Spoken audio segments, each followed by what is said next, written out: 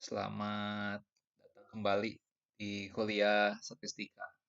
Hari ini kita akan belajar mengenai konsep variabel acak. Khususnya yang akan dibahas di sini adalah variabel acak diskrit. Mengenai variabel acak kontinu itu dapat dipelajari di kesempatan yang lain.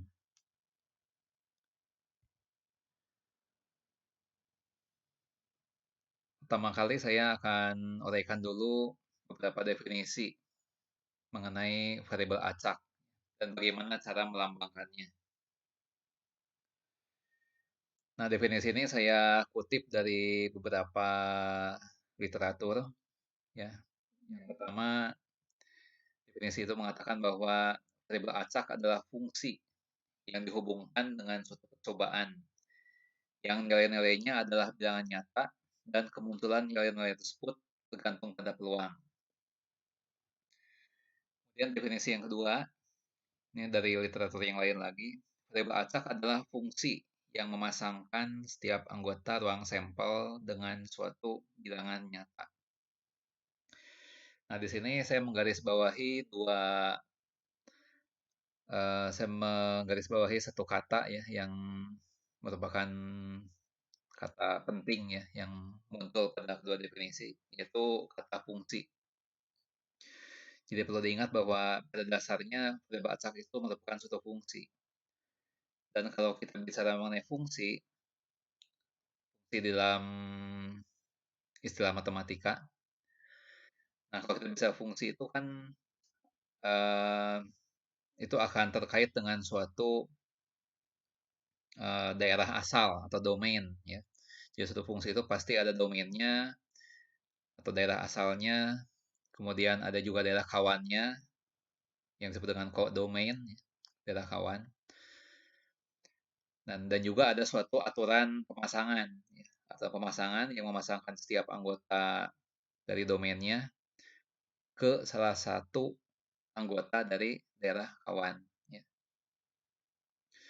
Dan juga perlu diingat bahwa yang dimaksud dengan daerah nilai dari suatu fungsi ya, atau range dari suatu fungsi itu adalah himpunan bagian dari daerah kawan fungsi itu yang memiliki pasangan di daerah asalnya. Itu adalah pengertian dari uh, daerah nilai suatu fungsi atau range suatu fungsi. Nanti istilah itu akan muncul di slide yang lain dalam materi ini. Ya, jadi ada istilah daerah asal yang akan muncul, ada juga istilah daerah nilai yang akan muncul. Jadi intinya untuk memahami variabel acak ini ya kita perlu mengingat kembali lah konsep-konsep yang terkait dengan fungsi ya. Nah, variabel acak itu biasa dilambangkan dengan huruf kapital atau huruf kapital bercetak tebal. Nanti ada contoh-contohnya. Nah, tadi dikatakan bahwa variabel acak itu merupakan suatu fungsi. Ya.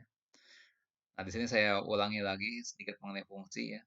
Ternyata tidak semua fungsi ya, itu merupakan variabel acak. Ya. Nah, kita lihat satu contoh misalnya ada dua himpunan, himpunan A beranggotakan 1457 dan himpunan B beranggotakan bilangan asli yang kurang dari 10.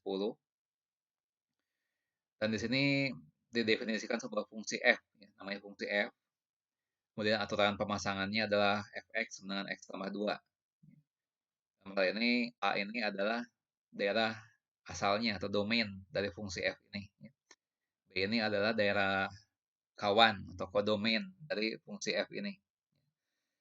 Nah, F1 ya. F1 itu adalah peta dari satu ya. Peta dari satu oleh F ya. Itu adalah 1 ditambah 2 menjadi 3 ya. Jadi peta dari 1 oleh F adalah 3 dan kita lihat bahwa 3 ini merupakan bilangan nyata ya. Nah, kemudian eh, peta dari 4 oleh F itu adalah 6 ya. Dipilih dari 4 tambah 2. Kita lihat juga 6 ini anggota bilangan nyata.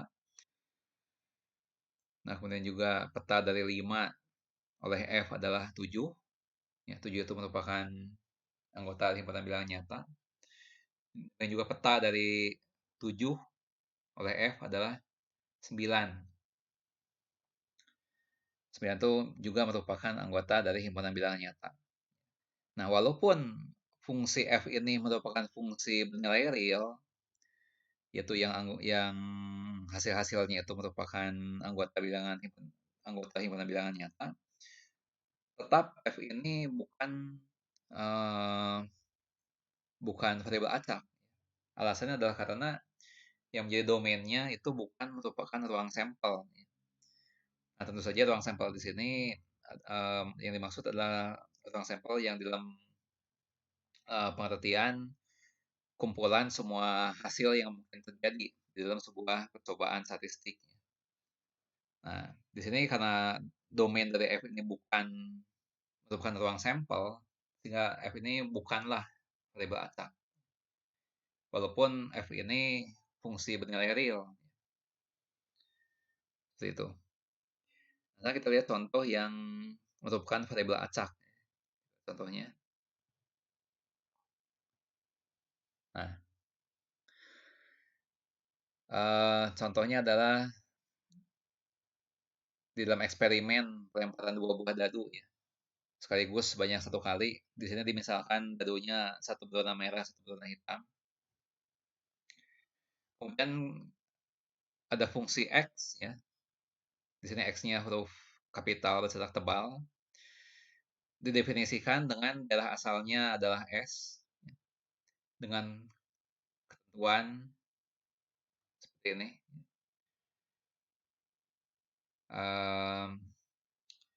Jadi di sini X ini merupakan total ya, total dari banyaknya mata dadu yang muncul ya, pada kedua dadu. Jadi banyaknya mata dadu dari dadu merah dijumlahkan dengan banyaknya mata dadu yang muncul pada dadu hitam. Ya. Nah, sehingga kalau misalnya dadu merah memunculkan satu dan dadu hitam memunculkan satu juga, maka nilai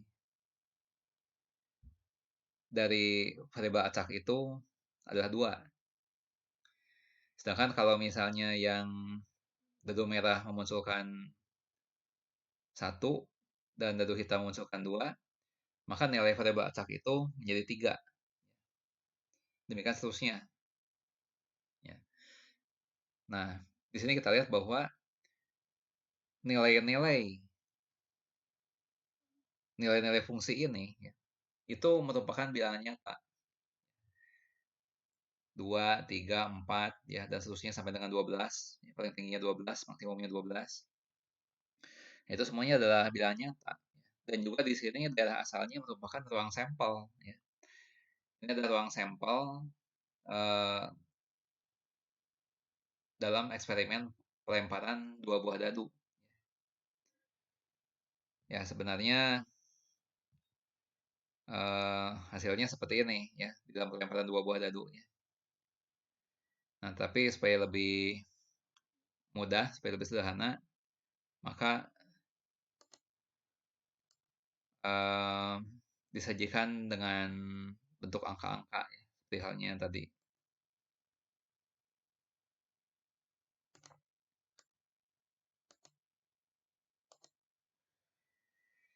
Nah, dinyatakan dalam bentuk angka-angka seperti ini.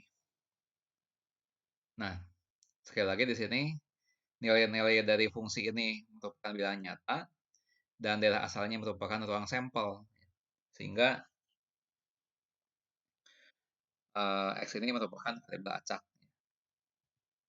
Nah, kita lihat contoh yang lain ya. Nah, perlu diingat di sini bahwa untuk ruang sampel yang sama ya, itu bisa didefinisikan banyak variabel acak. Jadi untuk suatu ruang sampel tertentu ya, itu bisa ada beberapa variabel acak yang dilibatkan ya. Nah, sebagai contoh, ya, di dalam eksperimen yang sama, eksperimen yang tadi,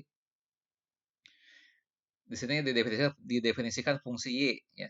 Fungsi Y ya dengan daerah asalnya adalah ruang sampel eksperimen itu, ya. Nah, tapi di sini yang di yang diperhatikan bukanlah jumlah banyaknya mata dadu yang muncul. Di sini yang diperhatikan adalah eh, mana yang mana yang lebih besar, ya. Mata dadu yang mata dadu berapa yang lebih banyak muncul di antara dadu merah atau dadu hitam. Sebagai contoh begini, misalnya dadu merah memunculkan 2, dadu hitam memunculkan 6. Nah, yang terbesar di antara 2 dan 6 ini adalah 6.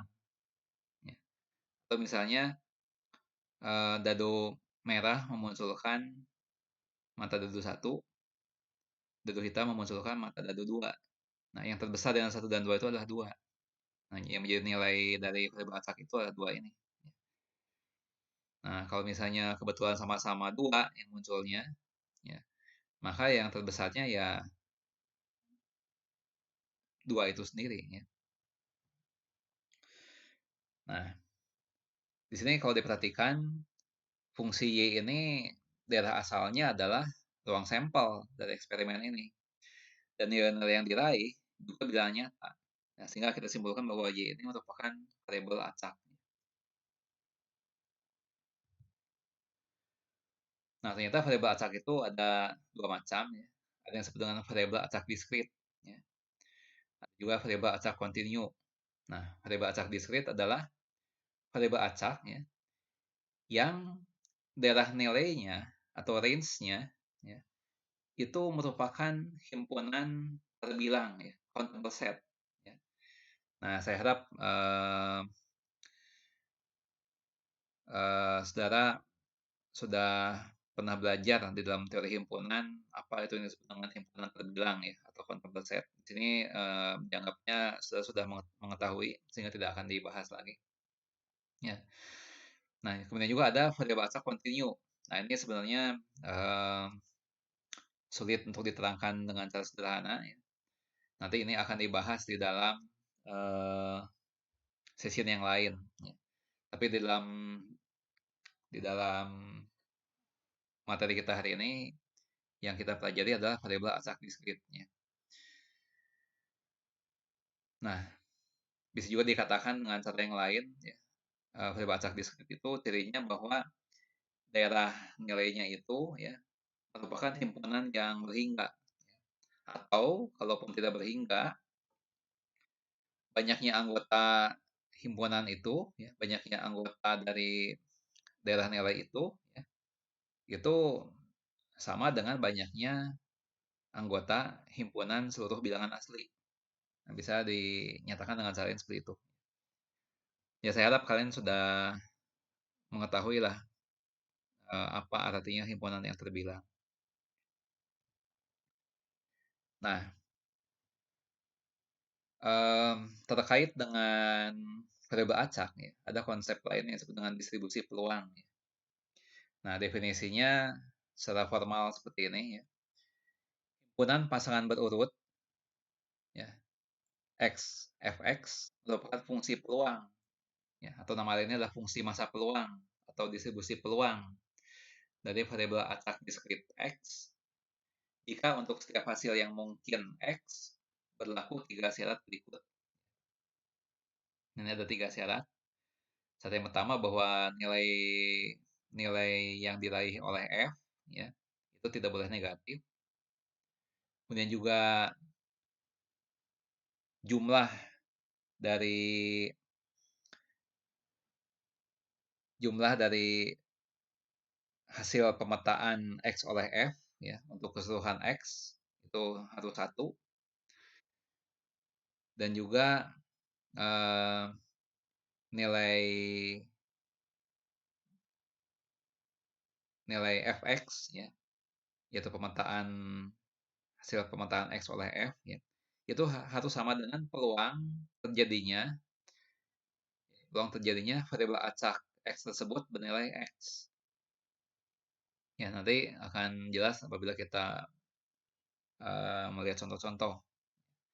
Tapi di sini ada beberapa yang perlu diperhatikan ya dari definisi distribusi peluang ya. Jadi yang namanya distribusi peluang itu pada dasarnya merupakan himpunan ya.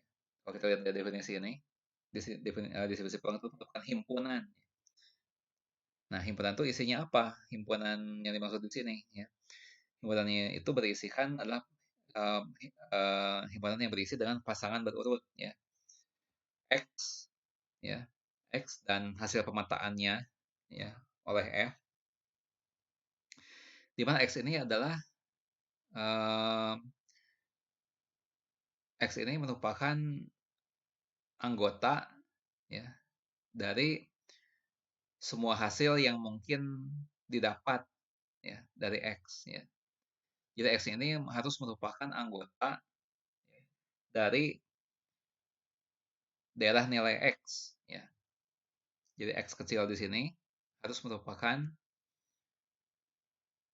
daerah nilai dari variabel acak diskrit X ini ya. Nah,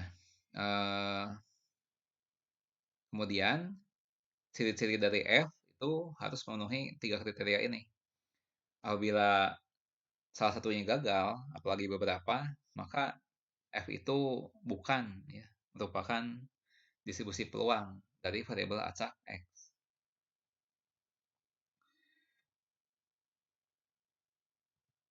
Kita contoh ya. Kita contoh yang pertama tadi, contoh variabel acak yang pertama.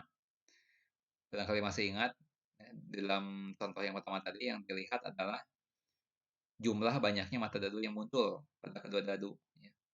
Nah, kemudian ada fungsi F, ya, definisi yang seperti ini. Ya, kita lihat bahwa F ini suatu himpunan, ya, himpunan pasangan berurut. Nah, pertanyaannya adalah apakah F ini distribusi peluang bagi X atau bukan? Nah, untuk memeriksa apakah F ini distribusi peluang dari X atau bukan, ya kita harus memeriksa ya, apakah ketiga syarat tadi dipenuhi atau tidak ya. Tiga syarat agar suatu fungsi itu merupakan eh, distribusi peluang dari suatu variabel acak. Tadi ada 3 syarat. Nah, ini fungsi yang diketahui dan kita periksa apakah F ini ya, apakah F ini eh, distribusi peluang dari X atau bukan ya. Apakah F ini distribusi peluang dari variabel acak X atau bukan. Nah, berarti kita harus memeriksa ketiga kriteria ini ya. Nah, pertama kali kita hitung dulu ya nilai Fx ya untuk semua X anggota darah nilai dari variabel acak X. Nah, tadi kan sudah dipelajari bahwa nilai X yang mungkin didapat ya pada pelemparan dua buah dadu pada eksperimen tadi itu paling kecilnya 2, paling banyaknya 12. Nah, himpunan yang anggotanya 2, 3, 4, 5, 6, 7, 8, 9, 10, 11, 12 ini ya, itu dilambangkan dengan XS ya. Jadi XS ini maksudnya adalah himpunan semua nilai yang bisa diraih ya, oleh variabel acak X. Jadi S-nya adalah ruang sampelnya ya. Ruang sampelnya tadi terdiri dari 36 anggota ya kalau pada pelemparan dua buah dadu. Nah, kemudian ini peta peta dari X ya. Yaitu adalah apa itu peta peta dari X di sini ya. Itu adalah anggota-anggota dari daerah asal ya yang nilainya itu yang petanya itu adalah X ya. Nah, eh, dan di sini adalah peluang terjadinya nilai X sama dengan 2 ya, itu adalah 1/36 karena ini hanya ada satu hanya ada satu titik sampel ya di antara 36 anggota ruang sampel. Nah, itu jadi 1/36. Kemudian peluang X sama dengan 2. Mengapa 2/36 ya? Karena untuk menghasilkan nilai X sama dengan 3, ya, itu eh, ada dua kemungkinan ya. Bisa berasal dari 12 dan bisa berasal dari 21. Sehingga ini ada dua titik sampel di antara 36 anggota ruang sampel, jadi peluangnya adalah 2 per 36. Ya. Nah, kemudian ini 3 per 36 ini adalah peluang, ya, peluang jumlah mata dadu itu banyak 4. Itulah 3 per 36. Dari mana? Karena untuk menghasilkan 4 itu, ya, ada kemungkinan titik sampel yang akan menghasilkan itu. Bisa 13, bisa 22, bisa 31. Ada 3 kemungkinan, jadi 3 per 36. Nah, kemudian ini apa nih 4 per 36? 4 per 36 ini adalah eh, peluang, ya, jumlah banyaknya mata dadu yang muncul sebanyak 5. Ya. Nah, untuk menghasilkan banyaknya mata dadu 5, total mata dadu 5, berarti ada 4 kemungkinan. Bisa 14, bisa 23, bisa 32, bisa 41. Ada 4 kemungkinan, sehingga peluangnya adalah 4 per 36. Ya, demikian seterusnya. Ya, kalau kita lanjutkan sampai di 66. Nah, kemudian fx, ya. Nah, fx ini adalah peta dari x oleh f. Untuk x-nya 2, ya kita masukkan, kita substitusikan 2 ke sini. Harga mutlak 2 dikurangi 7, ya 2 kurang 7 negatif 5. Harga mutlak negatif 5 adalah 5. Kemudian 6 dikurangi 5, 1. 1 dibagi 36, dapat 1 per 36. Kemudian 2 per 36, ini adalah F2, ya. F3, maaf. F3 bukan F2. 2 per 36 ini adalah F3. Ya, jadi X yang 3. 3 kurang 7, negatif 4. Harga mutlaknya adalah 4. 6 dikurangi 4, 2. 2 per 36. Dapat ini, ya. Kemudian dari mana 3 per 36? Ya. 3 per 36 ini adalah hasil pemetaan 4 oleh F. Ya. Jadi kalau nilai X ini diganti 4, 4 dikurangi 7 negatif 3, harga mutlak negatif 3 adalah 3, kemudian 6 dikurangi 3, menghasilkan 3, 3 dibagi 36, dapat angka ini. Nah, kalau diperhatikan, ya, kalau dilanjutkan terus sampai 11 kemungkinan ini, ternyata nilai fx ini tidak ada yang negatif. Berarti syarat ini dipenuhi. Dan juga kalau dijumlahkan, itu menghasilkan 1. Ini.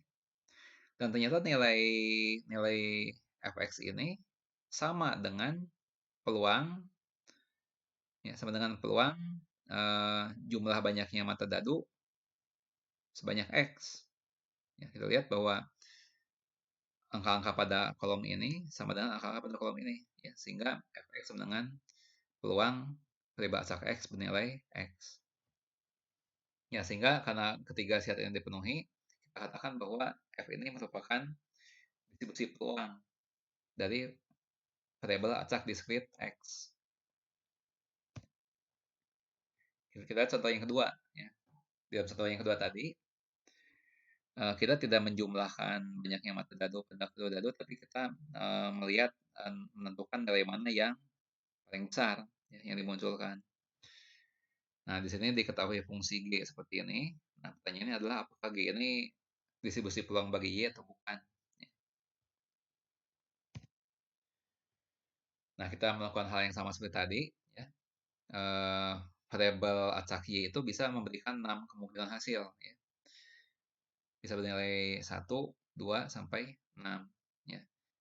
Nah, untuk menghasilkan 1, ya, hanya ada satu titik sampel, yaitu 11. Ya, ini menghasilkan 1. Nah, kemudian untuk menghasilkan 2, ya, maka titik sampelnya ada 3 kemungkinan. Bisa 12, 22, atau 21. Demikian seterusnya. Nah, kemudian kita hitung berapa peluangnya. Peluang terjadinya hal ini, ya, itu 1. Hanya satu kemungkinan, 1 dibagi banyaknya anggota ruang sampel, 36.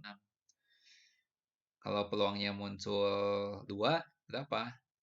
Adalah 3 atau 36, dapat dari mana? Ini kan di sini ada tiga titik sampel, ya, tiga titik sampel di antara 36 anggota ruang sampel. Jadi 3 dibagi 36, ya, dan seterusnya. Dan kemudian kita bandingkan dengan nilai-nilai dari eh, dari GY, ya, hasil pemetaan Y oleh G. Nah, sebagai contoh, untuk Y-nya 1, kita masukkan 1 ke sini. 2 kali 1, 2, 2 dikurangi 1, 1, 1 dibagi 36, seperti 36. Ya. Kemudian kalau nilai Y-nya 2, kita ganti Y-nya 2 di sini. 2 kali 2, 4, kurang 1, 3, 3 per 36, dapat nilai ini. Ya.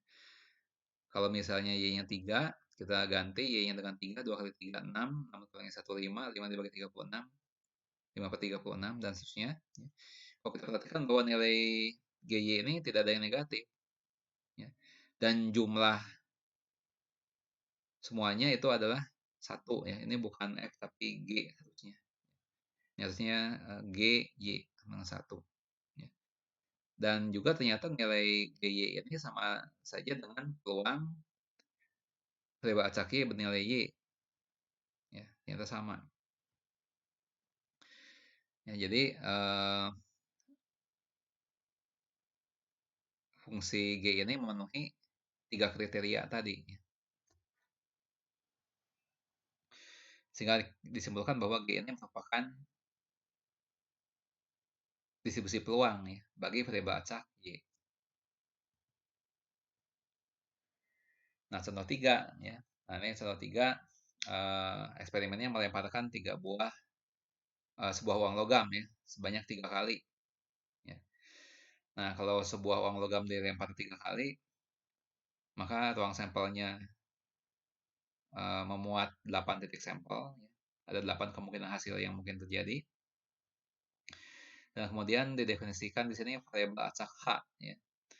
Variabel acak H itu adalah banyaknya sisi angka yang muncul, sisi A yang muncul.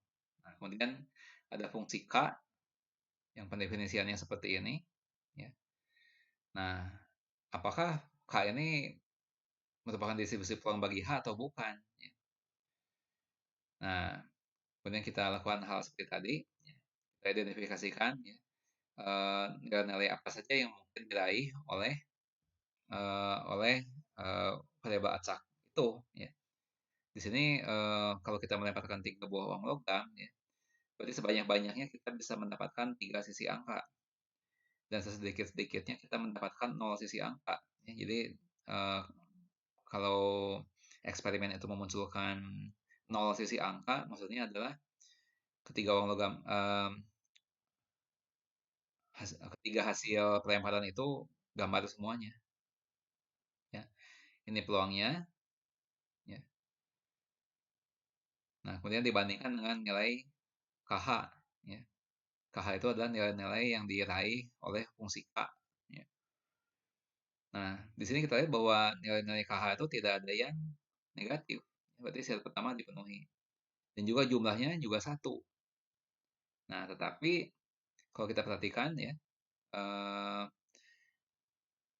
misalnya saja peluang variabel acak H bernilai 0 itu berbeda ternyata dengan hasil pemetaan 0 oleh K. Nah, jadi di sini ternyata syarat ini gagal, ya. Di sini peluang variabel acak H bernilai 0 nilainya 1/8, sedangkan hasil pemetaan 0 oleh K itu 1/10, ya. Jadi nggak sama. Nah, sehingga disimpulkan bahwa K ini bukan distribusi peluang bagi H. Demikian sudah saya bahas konsep variabel acak diskrit dan distribusi peluang. Mudah-mudahan bisa dipahami. Sampai jumpa lagi pada materi yang lain.